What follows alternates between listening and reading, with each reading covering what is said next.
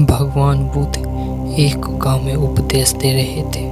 उन्होंने कहा कि हर किसी को धरती माता की तरह सहनशील तथा क्षमाशील होना चाहिए। क्रोध ऐसी आग है जिसमें क्रोध करने वाला दूसरों को जलाएगा तथा खुद भी जल जाएगा। सभा में सभी शांति से बुद्ध की वाणी को सुन रहे थे, लेकिन वहाँ स्वभाव से ही अति क्रोधी एक ऐसा व्यक्ति भी बैठा हुआ जिसे ये सारी बातें बेतुकी लग रही थी।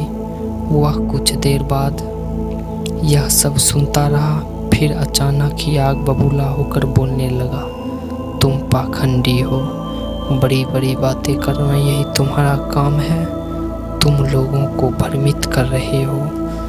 तुम्हारी ये बातें आज के समय में कोई मायने नहीं रखती। ऐसे कई कटु वचनों को सुनकर भी बुद्ध शांत रहे। अपनी बातों से ना तो वह दुखी हुए, ना ही कोई प्रतिक्रिया की। यह देखकर वह व्यक्ति और भी क्रोधित हो गया और उसने बुद्ध के मुंह पर थूक कर वहां से चला गया। अगले दिन जब उस व्यक्ति का क्रोध शांत हुआ तो उसने अपने बुरे व्यवहार के कारण पछतावे की आग में जलने लगा और वह भगवान बुद्ध को ढूंढते हुए उसी स्थान पर पहुंचा। पर भगवान बुद्ध वहां नहीं थे। वह अपने शिष्यों के साथ एक अन्य गांव निकल चुके थे। व्यक्ति ने बुद्ध के बारे में लोगों से पूछा और ढूंढते ढूंढते जहां बुद्ध प्रवचन दे रहे थे वहां पहुंच गया। उन्हें देखते ही वह उनके चरणों में गिर पड़ा और बोला, मुझे क्षमा कीजिए प्रभु। बुद्ध ने पूछा, कौन हो भाई, तुम्हें क्या हुआ, क्यों क्षमा मांग रहे? वह व्यक्ति बोला, क्या आप भूल गए मैं वही हूँ जिसने कल आपके साथ बुरा व्यवहार किया था। मैं शर्मिंदा हूँ। मैं मेरे दुष्ट आचरण की क्षमा याचना करने आया हूँ।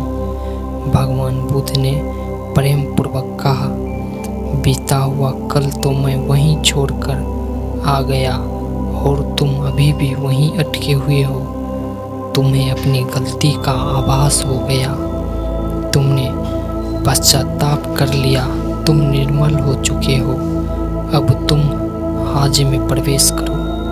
बुरी बातें तथा बुरी घटनाएं याद करते रहने से वर्तमान और भविष्य दोनों बिगड़ते हैं। बीते हुए कल के कारण आज को मत बिगाड़ो।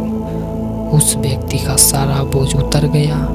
उसने भगवान बुद्ध के चरणों में गिरकर क्रोध त्याग का तथा क्षमाशीलता का संकल्प लिया। बुद्ध ने उसके मस्तिष्क पर आशीष का हाथ रखा। उस दिन से उसमें परिवर्तन आ गया और उसके जीवन में सत्य, प्रेम और करुणा की धारा बहने लगी।